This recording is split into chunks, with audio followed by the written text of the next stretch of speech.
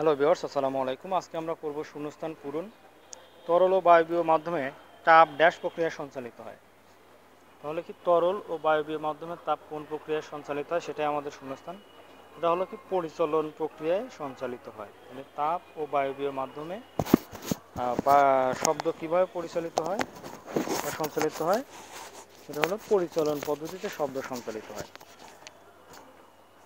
আচ্ছা, স্বাভাবিক চাপে যে তাপমাত্রায় বিশুদ্ধ পানি ফোটে বাষ্পে পরিণত হয় সেই তাপমাত্রাকে ড্যাশ স্থিরাঙ্ক বলে, ঊর্ধ্ব স্থিরাঙ্ক বলে।